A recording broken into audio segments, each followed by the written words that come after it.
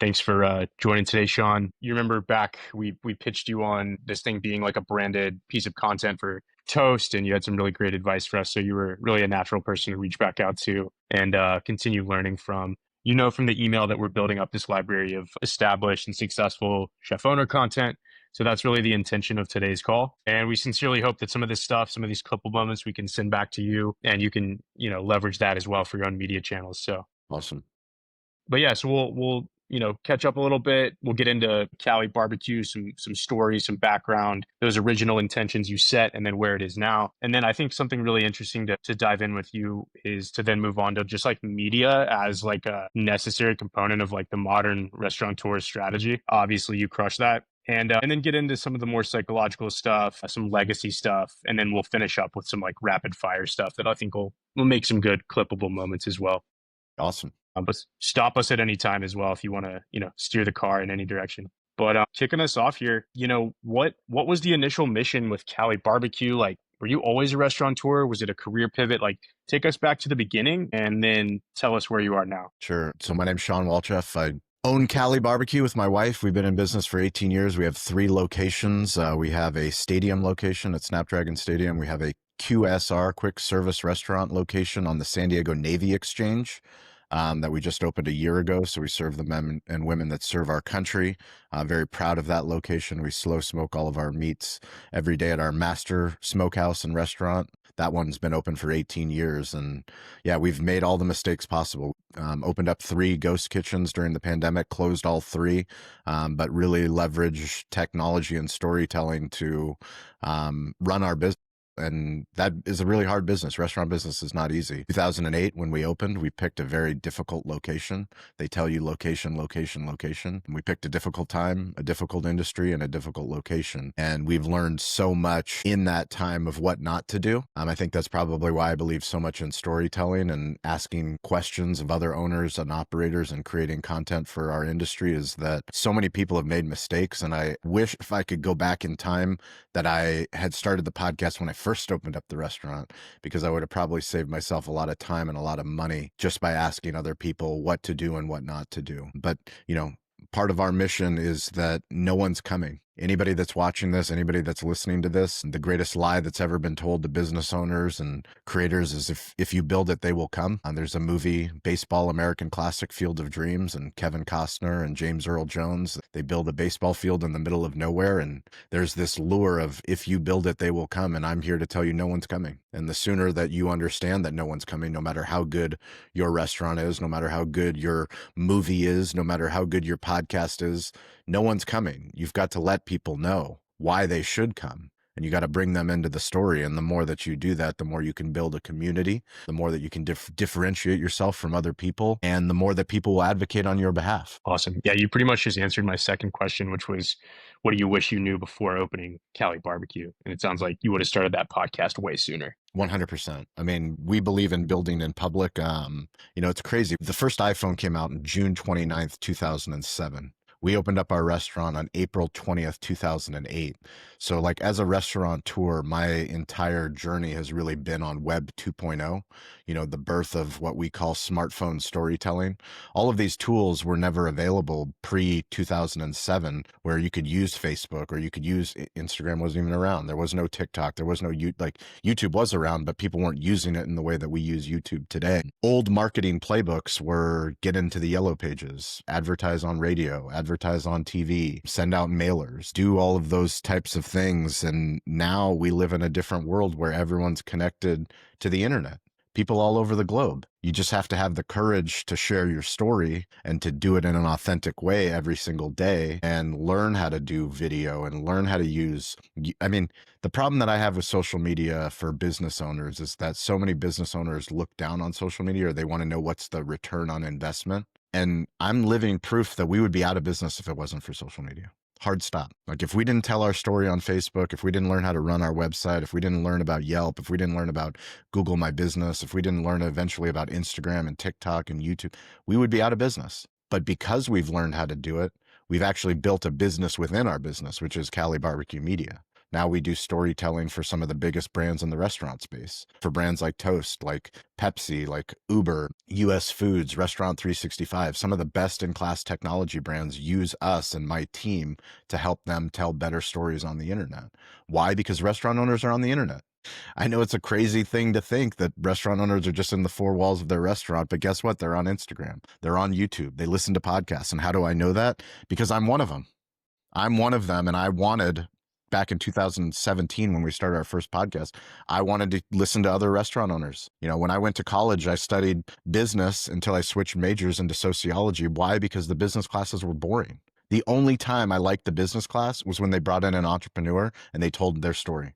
That's when I was taking rigorous notes, because an entrepreneur came and they were sharing, this is where I messed up. This is what I did right. This is what I did wrong. This is what I learned about marketing. This is what I did with branding. This is how I had a bad business partner. All of those things were like real business, not just out of a textbook. And I think that's what we all crave in this world. You know, we say be the show, not the commercial. The problem that most brands have is that they want to sell when they create content, and no one wants to be advertised to. I don't care if you're, you know, my son is 6 and my daughter's 6, and my son is 8, and they don't want to watch ads on YouTube. They hit skip. They don't want their stories interrupted. I don't want my stories interrupted. You don't want your stories interrupted. So we're advocates of storytelling, and anybody that's listening to this, you have the opportunity to do it, but you have to have the courage to look stupid and sound stupid, because in the beginning, no one's going to care. And you're going to wonder, why are you doing it at all? Well said. I can tell you think about just like the craft of storytelling a lot, just from the way that you choose to construct like the things that you say. So that's really evident. Going back to the beginning, I know you said location, location, location. If you had to like school a group of up and coming aspiring chef owners, let's call it the magic number 3. What are those 3 pillars that you have to get right from the beginning, or that you should focus on from the beginning? Location being one of them. Story would be number one for me. Understanding that in the modern world, you're not just building a brick and mortar business, you're building a storytelling platform. And because of the tools that we have to get attention, you have to be really good at telling stories. Some of the greatest restaurant groups that I feature on our show, Restaurant Influencers for Entrepreneur Magazine, they not only sell food in the 4 walls of their restaurant, they also sell food online. They sell food for takeout. They're in CPG. They sell consumer packaged goods. They also do media deals and brand deals. So they have multiple revenue streams, all from the core philosophy that they have a unique point of view. They have a unique story. And by telling that unique story on Instagram or on YouTube, they've cultivated a community of followers, not just in their local market, but sometimes nationally and even internationally, depending on the brand. So number 1 would be story. Number 2 would be location. Yes, I would go back and find a better location for my brand, and I would do the work of asking other restaurateurs to look at my business model, to look at my business plan, to see if it financially makes sense. I would find somebody that was an expert in real estate, understanding, is this lease and my projections for my sale, my budget, do I have enough money? Do I have enough operating capital? Would be number 2. That would be my number 2 advice. And then number 3 would be team. Making sure that whoever you bring on to your foundational leadership team, that you don't cut shortcuts. You've got to, and it's funny because you can't do number 2 and you can't do number 3 if you don't have number 1, which is story. And the craziest thing about all the stuff that I talk about is that no restaurateur can open up a restaurant if they're not a good storyteller in real life. But being a storyteller in real life and being a modern storyteller on the internet are 2 different things. You have to learn how to be a publisher. Every single restaurant that's open, they told a story to get that restaurant open. They did it in real life. They just didn't put a camera on themselves. They didn't put it on Facebook. They didn't put it on Instagram. They didn't put it on YouTube. They didn't document it anywhere. They just did it. Every business owner, every entrepreneur, really good at telling a story to get the business open. But how does it translate into building a community online? Well, you actually have to publish. You've got to make a video. You got to make a podcast. You got to make a blog. Audio, video, words, and images. The platform really doesn't matter. Reading this book right now called Restaurant Success by the Numbers, and it's this dude who was an accountant for like 20 years and then got the itch and like opened his own first restaurant.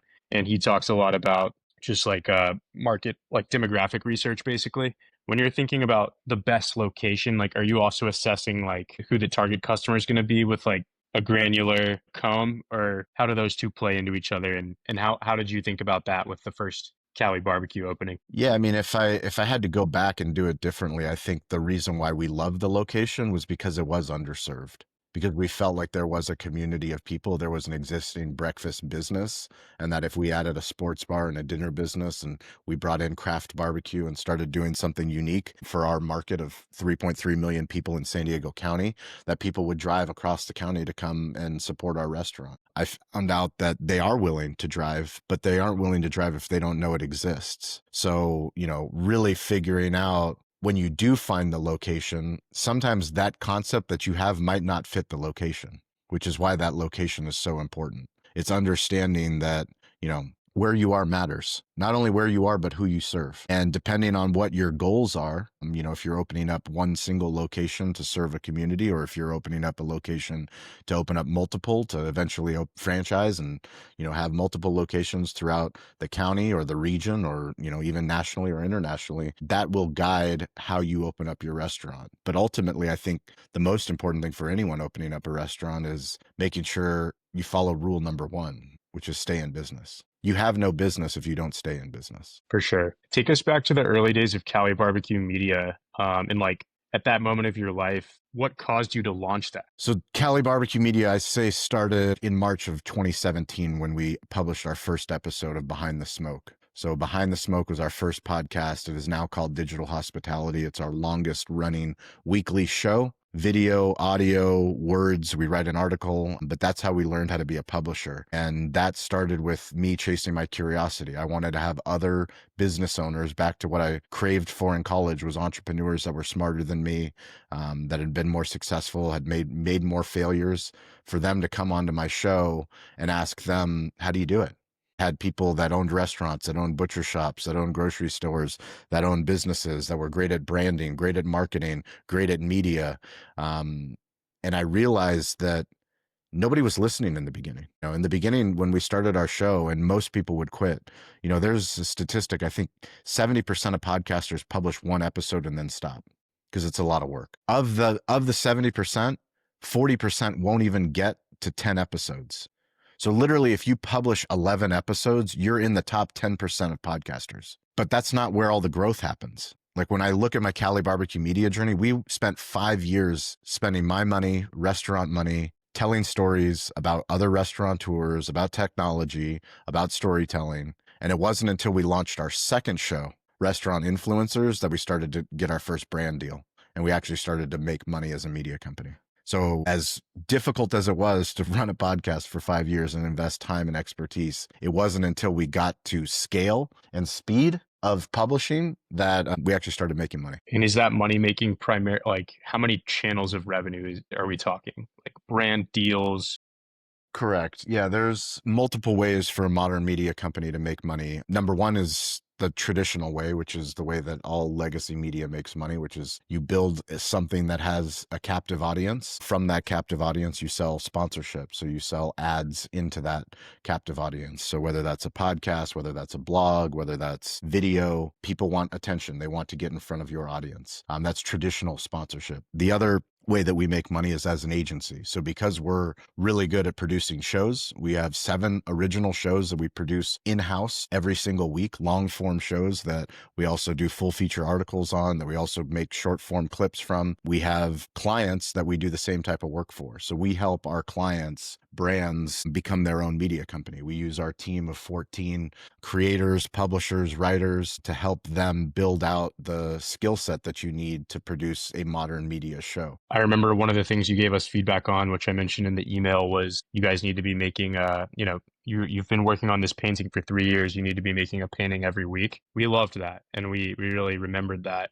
So let's talk about quantity versus quality in like the content world. What have you learned about speed, consistency, and polish, knowing that there's sort of a triangle that you have to find the balance of? What's your stance on that after doing this for so many years? The answer to the test is quantity plus speed plus consistency will eventually equal quality. Quantity plus speed plus consistency will eventually equal quality.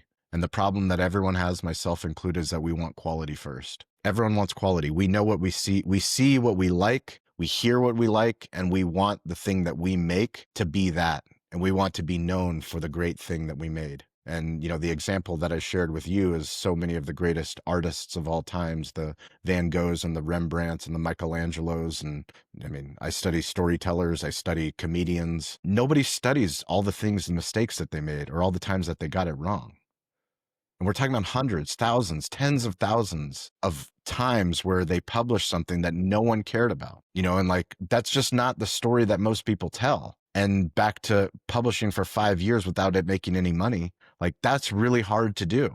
But I had so much conviction knowing that I wasn't the only restaurant owner that listened to podcasts. That if I do a better job of asking questions every single week and I do a better job of getting guests and I provide valuable information, I will build a community of other restaurateurs and business owners that follow our content. And in fact, the longer that I chased that, the more that I found that out to be true. When I show up and I speak at restaurant shows and technology shows all throughout the country, I have people that come up to me all the time. Shawn, I saw your video. Shawn, I listened to your podcast. People that I've never met, that they're following me. I'm not famous by any stretch of the means, but the people that I care about, other restaurant owners, some of them know who I am. And because some of them know who I am, we get to do really cool stuff together. Yeah, it's really cool to see what you've built, man. What advice would you have for us, knowing some of our intention here of building up this library of useful content, knowing that like we are filmmakers, like we're not chef owners, we're not restaurateurs. So like, how do we strike that balance of like trying to, maximize the value for our target audience while also knowing like with the imposter syndrome, like we're not necessarily the ones to like claim we know a ton about culinary restaurants, etc.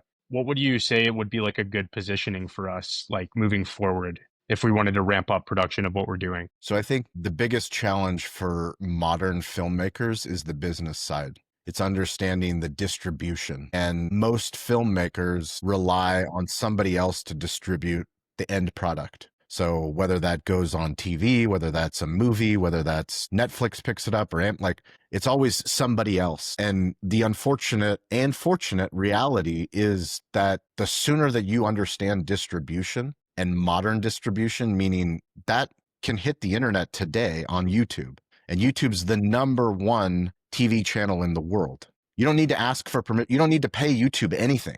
That's where the rubber meets the road. That's where you can get those paintings, those episodes online and get real feedback. But I know the hardest thing for filmmakers is to go, well, yeah, but YouTube's not what I studied. It's not like the films that I'm trying to create. And I would push back and say, that's where people are. So use your skill and tell that story in long form on YouTube. And as you tell it, realize that there's other brands. When you go into the kitchen and you see all of the brands that these companies are using, every single one of them needs to get in front of more restaurant owners, and they don't have your skill set. So you have to learn the craft of outreach. How do you reach out to, how many people I've pitched to be clients or sponsors of our show? Like thousands at this point, tens Yes. of thousands maybe. Yeah. Yes. And I've only gotten more comfortable with rejection. Every time someone tries to sell something to CaliBBQ, what do you think happens? It's called a reverse sell. I get on a call where they think they're going to sign CaliBBQ up for a new technology. And by the end of the call, I'm talking to the salesperson to get me in touch with the marketing officer, the CEO, so that I can ask them, who's doing your marketing? Because I'm a rare restaurateur that actually reads emails. Most restaurateurs don't have time for emails. Terrible way to outreach. You guys are shaking your head because you probably reached out to restaurant owners by email. You're like, no damn. We're also reaching out to culinary institutes, like big and small, and like educational institutions, because we're trying to like license this thing. Yeah, like it's good to hear your perspective, Shawn, on the communication and stuff, because Michael and I have learned just from making this documentary that chef owners and restaurateurs are like incredibly busy, and the people we're trying to get this in front of, like aspiring chef owners and all that stuff, like we don't know where they exist, but we're trying to find out ourselves versus through someone else where those people exist and how to reach them.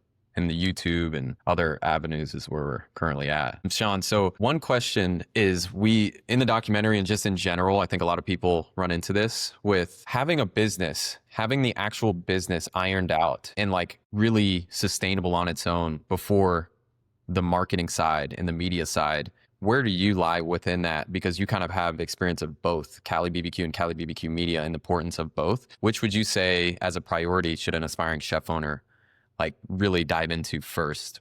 I mean, everything for me, everything goes down to no one's like the sooner that anyone, and I mean literally anyone, you guys, a restaurateur, a media company, a painter, somebody that's whatever you're like no one's coming to promote your thing and no one knows you exist. So how do you fix that? You fix that by learning how to tell a story. And if you can tell a story in real life is one thing, but you have to learn how to actually tell the story and then distribute it on the internet. And once you learn that, now you're learning sales and marketing. And I think that's really the hardest part of understanding that those two things go hand in hand. And the only way to get better is to be bad. I mean, to be honest with you, I was terrible in the beginning and I'm still getting better. I still work every single day at trying to do a better job telling stories, to bring people in, to simplify the message. Because so much of us, it doesn't matter what you do in life, we get obsessed with the details and the intricacies. I work with technology companies all the time. They want to talk about their features and the products. And a restaurateur doesn't give a shit. They give a shit about like literally making money and staying in business. Back to my number one rule, stay in business. So if you can tell me how you're going to help me stay in business and you're going to save my time and I don't have to spend that much money doing it, the sooner that you can get to that, the better. Got you. Cool. Yeah, that seems like a big triumph if you make it 2 years open or 3 years open with your restaurant. It seems one day open. One day open. Yeah. One day open. Yeah.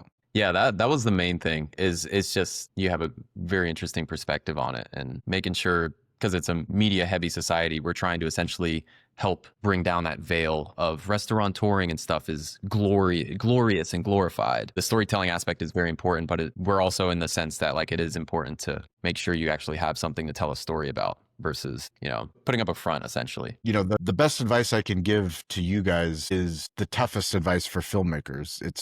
It's really the distribution piece. It's understanding you're making something beautiful and you want the Louvre or some museum to hang your painting in the museum when the museum's everywhere. So like you have to be comfortable with being, what if we are creating for YouTube? What will that look like? Yeah. Is the style of film that we're going to make going to perform well on YouTube? And are you okay with that hurting your ego, saying maybe we're going to have to change this, or maybe we're going to have to change the thumbnail, or we're going to have to change the opening, or it's going to have to be faster paced? But like, what good is it if you make something beautiful that no one sees? If you truly love telling stories, like let's leverage the platforms that everyone's attention's on and tell stories for those platforms, because then you don't need a Netflix deal or an Amazon deal. You just have the people. And once you have the people that watch your stuff, that's where the brands pay attention. One of the big components of the story is the balance of personal relationships with professional life. How have you managed to, you've got a wife and 2 kids and you run a restaurant sort of empire and media business. Like how do you do that? How do you balance everything? It's easy. It's one life. So people, they have personal life and professional life. A lot of people in my age, I'm a fringe millennial. I'm 43 years old. Facebook was the first social media platform. So personal stuff goes on Facebook and, personal stuff goes on Instagram, and I'll go put my business stuff on LinkedIn. I put everything on every platform and I don't give a shit. You get Shawn as a dad, you get Shawn as a husband, you get Shawn as a Chargers fan, you get Shawn as a barbecue restaurant owner, you get Shawn as a storyteller, you get Shawn traveling with his Walchef wolf pack. Like, I live one life. If you don't like me online, you certainly won't like me in real life. If you like me online, that's who you're going to get whenever we hang out, wherever in the world we go. When you come to my restaurants, that's who you're going to get. So it makes it really easy for me to practice the craft of I'm always telling a story. I don't have to go like, oh, that's too personal. Like my kid has a YouTube. Both my kids have a YouTube channel. Wayne and me, like my daughter, my 6-year-old girl came to me 2 days ago and she goes, Dad, I'm ready to make my next YouTube video. I'm like, what do you want to make? She goes, gymnastics, beginning gymnastics. I have a home setup. Like, okay, let's go. And I just took out my phone and I filmed her. Like, her video's doing better than my videos. And I have a whole team behind me. But like, I have to be okay with that. And I've got to encourage that kind of behavior because that's the world that we live in. And maybe she's going to have a bigger media company, but I have to help foster that. And the only way that I do that is by being willing to remove my ego and say, let's go, Mila, let's make the video. Let's publish it.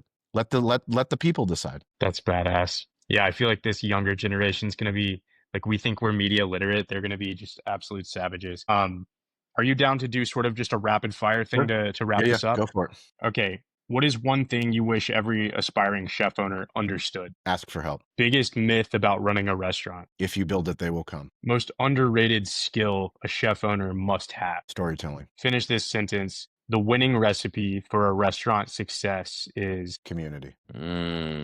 love it. That was fire.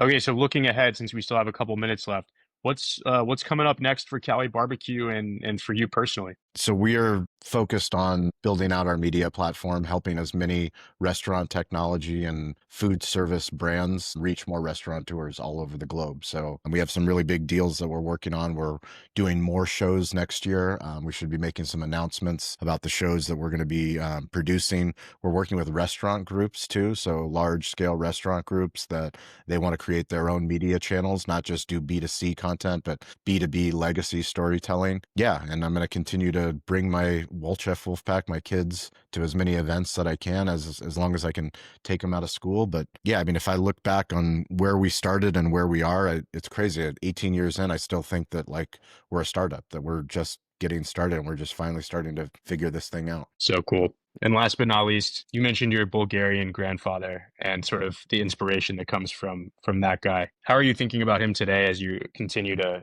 grow your career and grow your success? So the thing that I share frequently on all of our shows whenever I speak on stage, what he taught me was stay curious, get involved, and ask for help. Curious people will watch a video to improve their business, will listen to a podcast, will read a book, but then you actually have to do something. So you actually have to start making videos and publishing videos and using the internet and using YouTube and using all these free tools. And then finally, you have to ask for help. You guys are willing to ask for help. You were willing to send me a message, and now I know who you are. I know what you're doing. I fully support what you're doing. Anything that I can do to help you, that's a rising tide lifting all ships. You're the man. Thank you so much. I know you have a heart out, but we will send you these assets in the coming weeks. And just thanks for your time. Awesome. Really appreciate you. Can't wait for your YouTube channel to launch. Appreciate it. It's up right now. It has the trailer, and we're posting some shorts. So all right, more paintings online. Paintings. Awesome. All right, guys. Appreciate you. Thanks, Shawn.